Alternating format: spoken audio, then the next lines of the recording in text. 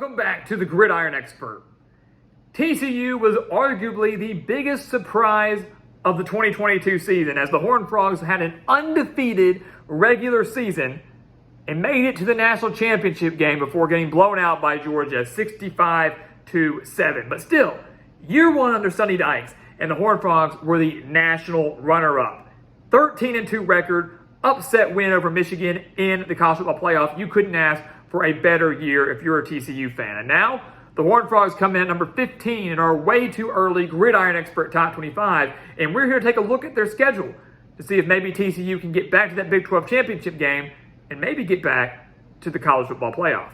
So welcome back to the Gridiron Expert, guys. We're so glad that you could join us today. As always, please continue to like, comment, subscribe, share our videos, and of course, check out everything down in the description below because here at the Gridiron Expert, football never dies. The season never ends here at our channel. So if you love football, this is the place for you. Like, comment, subscribe, hit that notification button so you don't miss out on any of our future content and become a part of our GE Nation. So let's take a look at TCU, guys. Again, 13-2 last year, heck of a year. But they lose a lot of pieces, right? They lose Max Duggan, they lose Kendre Miller, they lose Quentin Johnston. They lose their top three playmakers on offense that helped them get to that point. Now, that's not to say TCU doesn't have a lot of talent waiting in the wings, but that's a huge loss and a huge hole to have to fill. The defense certainly does need a little bit of work, and we saw that in that national championship game against Georgia, allowing 65 points, but Sonny Dykes does have the pieces in place to get back to the Big 12 championship and maybe win it this time after falling just short to Kansas State. You take a look at their schedule, it's not the worst thing in the world, but there is a pretty brutal stretch in there, and we're going to get to it in 1 second. You look at the first part of the schedule, though, first few games. Colorado, Nicholls, at Houston, SMU, West Virginia. A couple of wins there, I would say. Not all of them. The Colorado game is intriguing, right? First game for Colorado under Deion Sanders. What will the Buffaloes look like? TCU won in Boulder last year, 38-13. Now the game's going to be in Fort Worth. It's going to be an interesting game, right? The Colorado's going to have a lot of hype surrounding them in this game, but I think many right now would project TCU to beat the Buffaloes, kind of give a bit of a gut punch, a reality check to Colorado and all its offseason hype that they're generating. Nicholls, I think many would project as a win, and then they take on Houston, a newcomer to the Big 12. Again, they take Houston, UCF, Cincinnati, and BYU, all newcomers to the Big 12 this season, and TCU has to take on Houston and BYU. So two of the newcomers. They avoid Cincinnati, they avoid UCF. So they take on Houston on the road. Interesting matchup there. Kind of reminds me of the old, to an extent, the Southwest Conference days. We're kind of getting some of that back to the Big 12 mix.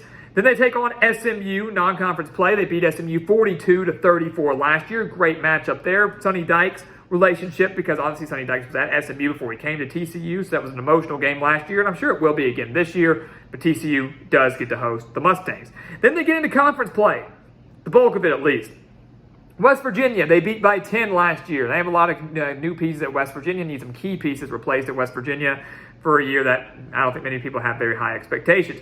At Iowa State, crushed the Cyclones 62-14 last year. Disappointing year for Matt Campbell and the Cyclones, but many knew it was going to be a rebuilding year after losing star players like Brock Purdy and Breece Hall, now both stars in the NFL. Then they take on BYU, newcomer to the Big 12. Be interested to see how the Cougars adjust after so many years as an independent. TCU gets to welcome them to the Big 12 with a home game in Fort Worth. So, obviously, not the worst schedule and slate in the world to start. The brutal stretch begins with Kansas State and goes the rest of the year.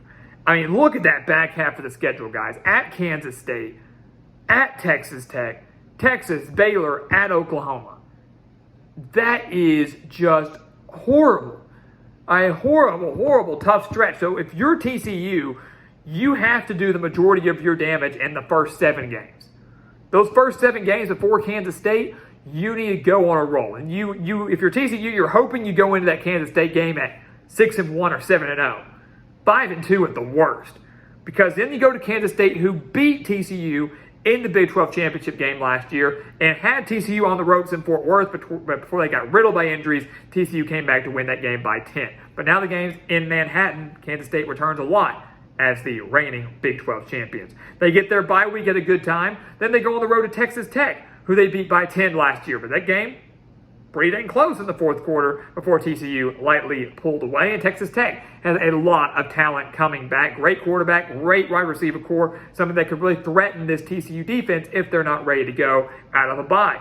Then Texas, then Baylor. They beat Texas by 7 last year in Austin, but we know Texas returned a lot of key pieces, solid offensive line, solid receivers, great quarterback, whichever way you go, whether it's Quinn Ewers or Arch Manning. So it's danger there with Texas.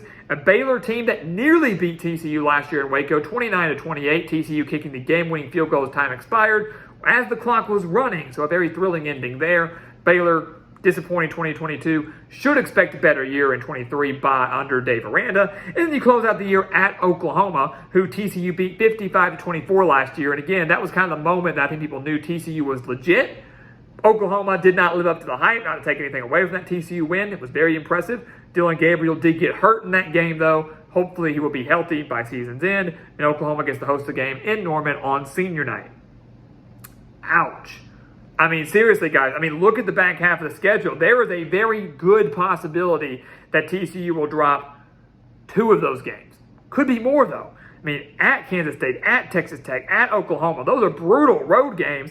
And then Texas and Baylor are no slouch and not guaranteed wins, even though the game is at home. So TCU beat everybody in the regular season. The only Big 12 team they lost to last year was Kansas State in the Big 12 championship game. There is now a legitimate possibility TCU could lose 2 or 3, maybe even more conference games this year.